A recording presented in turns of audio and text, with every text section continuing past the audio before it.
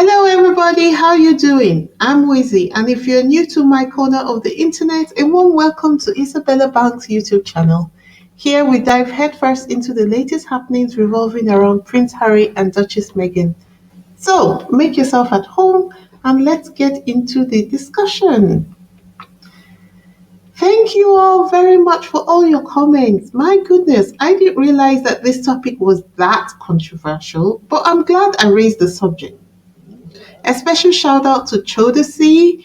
Your well considered comment raised the question of why now. That is, why is Charles just now agitating for Harry and Meghan's return, and offering his proposed tour to Kenya as a potential reason was absolute gold. I hadn't actually thought of that, but it makes perfect sense.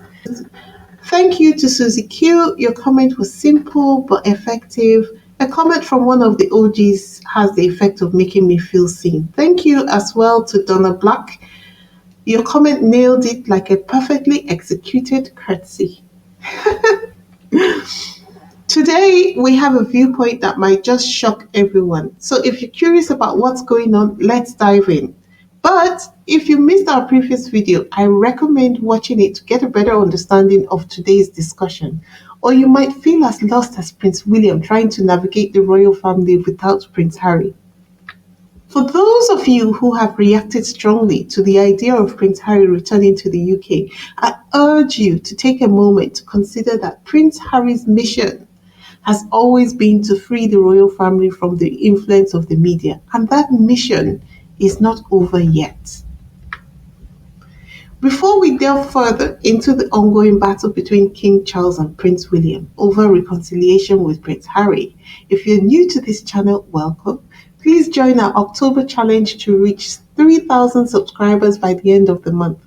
To our loyal subscribers, show us some love by giving this video a thumbs up and turning on notifications. Now that all protocols have been observed, let's pick up from where we left off in our previous video.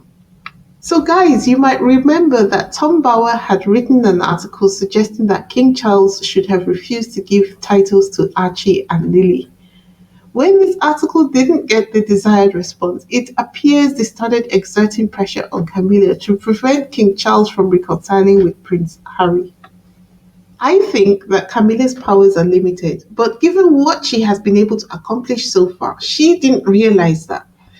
Reality hit Camilla in the face though when she overplayed her hand. What happened, you might ask? So glad you asked.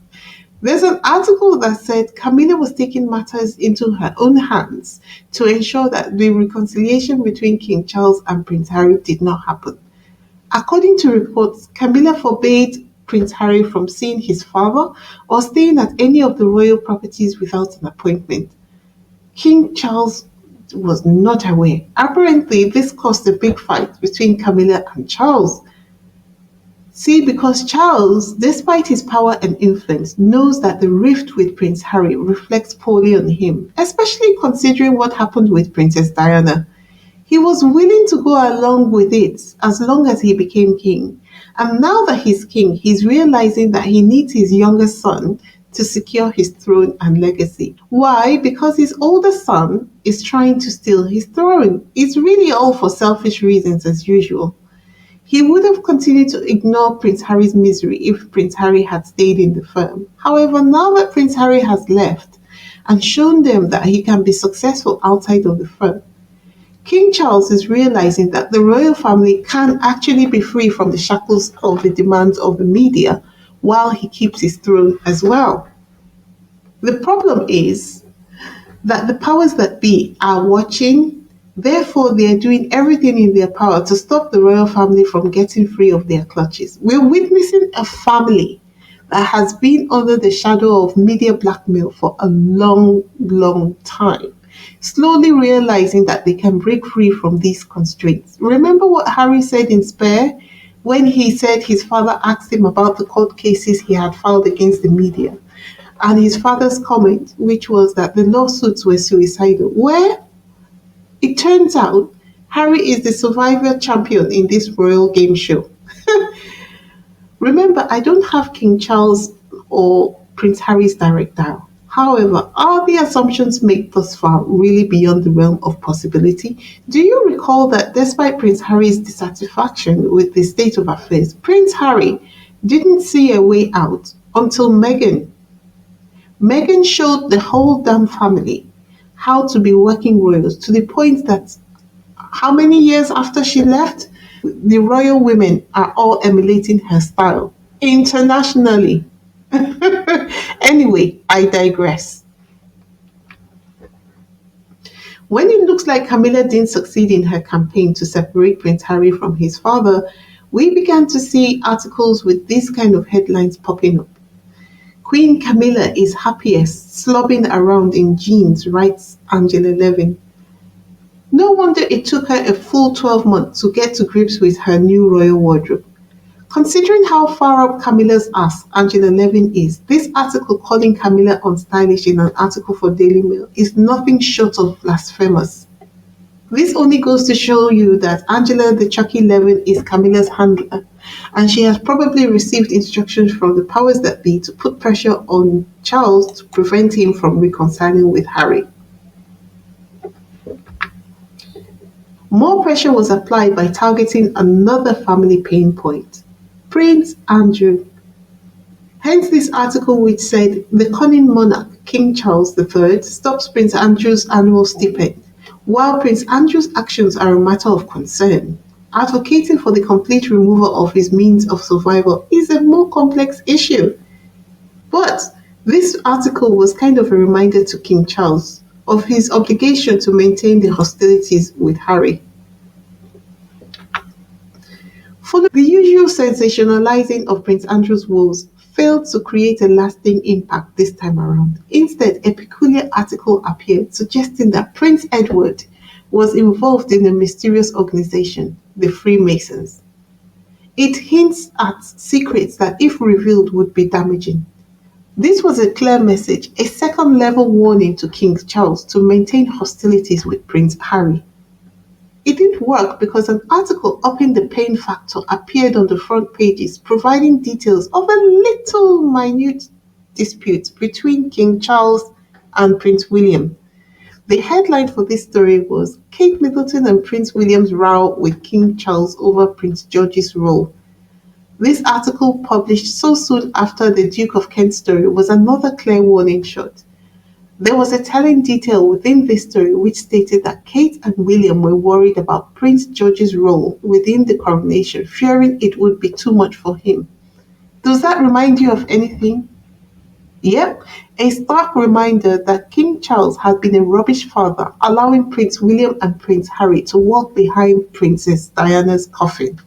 Display of their disputes in the front pages at this time was a new one, positioning William as a rival to King Charles. Lovely. It just got juicy.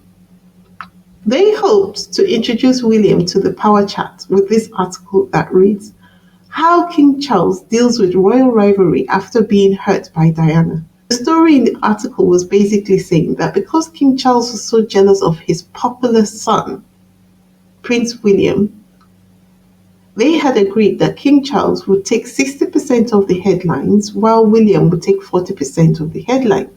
But the question is, why do you create rivalry when King Charles is the rightful heir to the throne?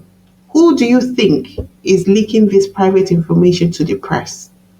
How did they want King Charles to come out of this looking? Of course, weak and unable. I would be careful if I was Prince William, though this is not the 16th century. Parisian accidents do happen. This Twitter comment captures the ridiculousness of this situation quite well. As she says, King Charles strikes new deal with Prince William. Have you ever heard of a monarchy that says you can have 40% of the limelight and I get 60%, just because the king is jealous of the attention his son, the prince, gets? Clearly, the aim of this article was to give the impression that William was so much more popular than the king, that the king has to negotiate with William so that he gets some coverage. This is also a way of the media playing on the weaknesses and vulnerabilities of the king because he always was jealous of anyone who appeared more popular than him the God ordained royal. At first glance, the headline seems harmless. However, in plain terms and for the world to see, the media just threatened Charles. I suppose to get him to keep to his side of the bargain when the invisible contract was struck. As a matter of fact, this article is fully deserving of a whole video on its own because it says so much about the relationship between Charles and Camilla, Charles and the media, and Charles and William. Most of all, Charles is not following the laid down script. He has gone off script. Charles has gone rogue. At this point, the perfect puppet, William, is being allowed to get louder. I would be very careful if I were you, Charles. It's not the 16th century, but the Queen died at 96, very suddenly, even though her mother lived to 101 years. I'm just saying. Prince Harry being told us, but we often get distracted by the barrage of news reporting on the dispute between Harry and his family members. The real issue is not between Harry and his family members, but between the media and the royal family as a whole. Please note, I'm not advocating for any one of them except perhaps Prince Harry. I'm just explaining what I see. King Charles, in a collusion with the media and in agreement with William, had thought to do everything they could to get Harry to back down from suing the media, but it didn't succeed. All the tactics he had used against Harry were tactics which had worked on previous royals who were struggling within the royal family. But it didn't work this time because they didn't count on Meghan. Yes, that right there is why they attack her so much. Her very existence showed Prince Harry how people survive outside of the royal family. She gave Harry a reason to live. She gave him strength, resources, and is an asset to him. She is strong willed. She made the royal family an option rather than being their whole existence. By her, they know they lost power over Harry. Why do I say all of this? It's because of this headline which says, Your son or the crown. King Charles risks angering other royals if he keeps trying to reconcile with Prince Harry. The media are evil and barbaric. And this headline, which says, King Charles' sneaky tactic for keeping an eye on Harry and Meghan. What is this sneaky tactic they are referring to here? The article claims he reads the Montecito Journal for news about Lily and Archie. On the face of it, it looks like a very nonsensical headline. However, I do believe that this is a way for him to telegraph messages to Harry. So where he may not be able to call him on the phone, message him, email him, or write him a hard copy letter, because it might be intercepted by his handlers, he does send subliminal messages to Harry through headlines. I genuinely believe that. I may have read too many international espionage novels, but I believe that King Charles has had enough of the foolishness dividing his family. He didn't think matters would go this far. To me, it's an SOS flare, a plea for assistance and reconciliation. This is my firm belief. And don't say I didn't tell you when things started to happen in the public space which reflect this. I hope you give me my flowers then. The media is aware of King Charles's intent to reconcile with Harry and Meghan, and they keep trying to reinforce their warnings by applying pressure on the royal family. Just like this article, where it is clear that pressure is being exerted on Princess Eugenie to end her relationship with Prince Harry, kind of paralleling what they did to Harry. Poor Princess Eugenie, she must be under a lot of pressure to end her relationship with Prince Harry. Whichever form that pressure must take, it's kind of similar to what they did to him. I don't even know why Princess Beatrice was included in this headline. She has shown that she's willing to do whatever it takes to be in the good graces of the royal family. Thinking about it, they might have also used the pressure of the funds that Prince Andrew needs to repair his property as a bargaining tool to ensure that Princess Eugenie ends her relationship with Prince Harry. Tricky situation all around. But guess who is foolishly jumping into the ring?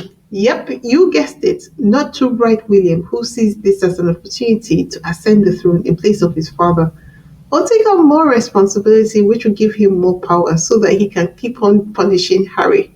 He would like to be a regent, perhaps, just like his father was to Queen Elizabeth.